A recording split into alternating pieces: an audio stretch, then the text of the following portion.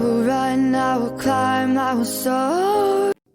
Hi friends, तो कैसे हैं आप लोग। फिर एक न्यू वीडियो के साथ आप लोग के साथ जुड़ रहे हैं। तो वीडियो को ज़्यादा से ज़्यादा प्यार और लाइक सब्सक्राइब शेयर कीजिए। তো চলো, আমি একটা নিজে পেতনি, আর যত ভূত রয়েছে সব আমাকে এরম করে ভালোবাসে।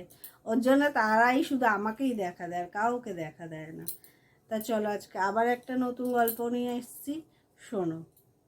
আমরা সুভাষনগরে একটা বাড়িতে ভাড়া ছিলাম। এবার যেহেতু আমি ছোটোবেলাতে চোর ছিলামই, ওই জন্য নতুন এবারে যেহেতু ছোটোবেলা দিয়ে চোর ছিলাম, চোরের স্বভাবটা আমি এখনও ছাড়তে পারিনি। এবারে আমরা লক্ষ্মী পুজোর ঘটনা বলছি। আমি যেহেতু মানে তখন রাত্রি 1টা বাজে। এবারে আমার বললাম না, ছোটোবেলাতে চোরের স্বভাবটা যায়নি। আমি পাশের বাড়িতে দেখতে পাচ্ছি এরকম বেশ বড় বড় পদ্ম ফুল হয়ে রয়েছে, বেশ কড়িগুলো এরকম বড় বড়। আমার তো দেখে প্রচণ্ড লোভ এসছে। সকালবেলায় লক্ষ্মী পুজো, সব পদ্ম ফুল আমার।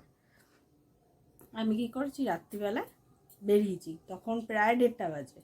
এবার লক্ষ্মী পুজো যেহেতু পরের দিনকে জানো, অনেকে মানে রাত্রিবেলায় অনেকটা কাজ সেরে রাখে। এবারে প্রথমে একবার 12টার সময় বেরিয়েছি, তখন দেখি জেগে রয়েছে। ঠিক আছে, আমি ঘরে গিয়ে আবার চুপ করে শুয়ে রয়েছি। শুয়ে আবার মোবাইল দেখছি, দেখতে দেখতে দেখি তখন প্রায় 1:20 হয়েছে। আমি এবার যাওয়া যাক বলে বেরিয়েছি। এবার আমি যেহেতু বেরিয়েছি বলে আমার হাজব্যান্ডও আমার সঙ্গে বেরিয়েছে, যে একা একা যাবো। আমি যতক্ষণ গেটের এপারে রয়েছি, আমি দেখতে পাচ্ছি পদ্ম ফুলগুলো। যে আমি গাছের সামনে যাচ্ছি, দেখতে পাচ্ছি একটাও পদ্ম ফুল নেই। আমি কী হলো কেসটা, আবার গেটের এপাশে এসে দেখছি হ্যাঁ পদ্ম ফুল রয়েছে। আবার যেই যাচ্ছি ওখানটায় গিয়ে দেখি পদ্ম ফুল নেই। তা যাই হোক, ডালগুলোকে টেনে নিচে নামিয়ে এসছি, যেই মনে হচ্ছে ওখানে পাথর হয়ে গেছে, পুরো শক্ত হয়ে গেছে।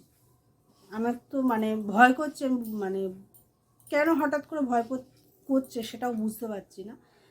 আবার চলে এসেছি গেটের এপারে আসার পর আমি দাঁড়িয়ে দাঁড়িয়ে দেখছি যে এই ডালটা টানলে ওই ডালটা দিয়ে পদ্ম ফুলটা পাড়া যাবে। আমার হাজব্যান্ড বলছে চলো ঘরে চলো, যত সব রাত্রিবেলা এইসব কাণ্ড করতে এসছে। আমি বলছি কি না, আমি ফুল পেড়েই ছাড়বো বলে ফের গেছি। ফের গিয়ে ডালটাকে নামিয়েছি, নামিয়ে পাতাগুলোকে দেখতে পাচ্ছি, কিন্তু ফুলই দেখতে পাচ্ছি না। ঠিক আছে, এরম করে প্রায় 10-15 মিনিট কাটিয়েছি। তারপর হঠাৎ করে আমাদের ওই গলির ভেতরে এত কুকুর ছিল, কুকুরগুলো ঘেউ ঘেউ করতে শুরু করে আমায় দেখে।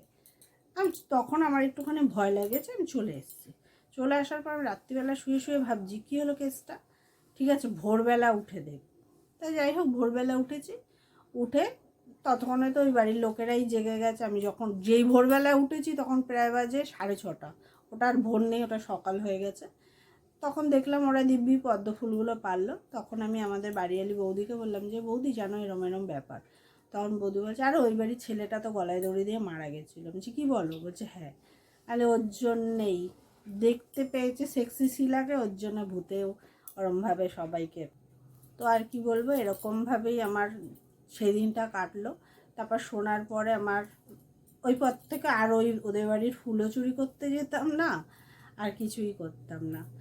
এরকম যদি তোমাদের কাছে গল্প থেকে থাকে কিছু, আর এরকম যদি আমার মতন বিচ্ছু কেউ হয়ে থাকো, প্লিজ জানিও। লাইক কমেন্ট শেয়ার করো। টাটা, বাই বাই, সবাই ভালো থেকো।